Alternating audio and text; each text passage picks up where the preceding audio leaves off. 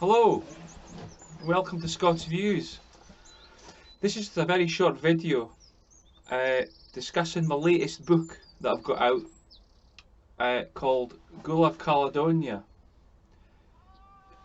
I'll leave a link description in the below the video where you can go and buy it. It's available on ebook and paperback, so you can go there if you wish. Now the book it's a futuristic novel, so to speak, a dystopian future set in Scotland 2050, and a big part of the novel is actually set in the Outer Hebrides. And it's from the description in the back, a brutal, shattering glimpse of a globalist world where freedom is extinguished. People, society, and every aspect of life are closely monitored and under the control of the state. The greater good is the new religion that underpins this nightmarish dystopia, decades in the making. Gulag Caledonia is the story of one man taken to the brink of self-destruction, who discovers the eternal flame of humanity, which can never be extinguished. So that's the little bit of the ramble in the back of the book. It was inspired. So many things inspired me to write it.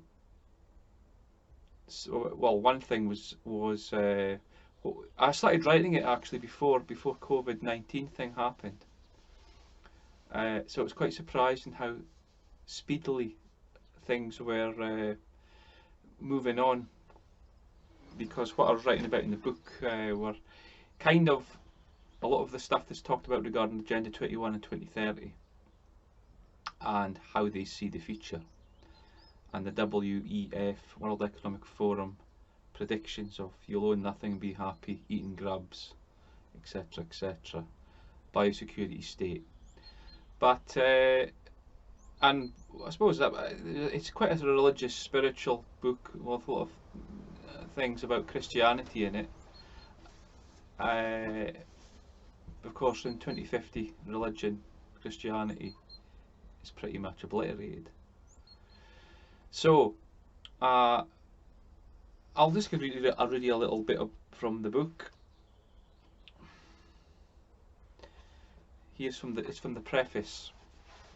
In the year 2050, some 60 years after the collapse of the Iron Curtain, the supposed fall of communism, the warnings to the West and the great Alexander Solzhenitsyn had gone unheeded. The West had indeed forgotten God. The West had on the surface, since the sexual revolution of the 1960s, the flurry of Marxist intellectual activity piggybacking on the works of the famous Frankfurt School and the numerous human rights and civil rights movements, seamlessly entered the age of the internet without a care in the world, believing that freedom, liberty, democracy and free speech were a given, but it had forgotten God. The age of sexual freedom, coupled with internet access, which included unlimited availability of pornography, was a destructive force which ate away below the surface, deep in the soul, and sowed the seeds of forgetfulness of God. And I have another little kind of a preface. It's called The Escape Plan, and it's a kind of general comment on the book, but I start it with: sometimes a book can be a warning for what is to come in the future, or a look back at the past to help us learn from the past mistakes never to repeat. 1984 by George Orwell and Brave New World by Aldous Huxley were never intended to be blueprints of how future world governments were meant to run things. It seems that some people feel these blueprints from prophetic writers are being used to accomplish what was warned against. And I hope that's given you a little taster of what the book entails. It's quite a harrowing, bleak tale of the future, I think, of where we possibly could be heading from what all is going on with the World Economic Forum, Agenda 21, 2030, the COVID biosecurity state apparatus which is being constructed around us, universal basic income digital ID, you know, the climate emergency, supposed climate emergency, the desire to make us all eat bugs.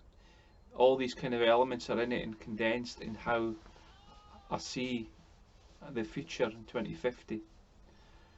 I think it's important to think about where the world is headed, because if we don't heed the warnings like Alexander Solzhenitsyn warned, we might end up in a 2050 which resembles, I think, what I fear is where we're headed. So all I can say is check out the book and enjoy. Bye for now.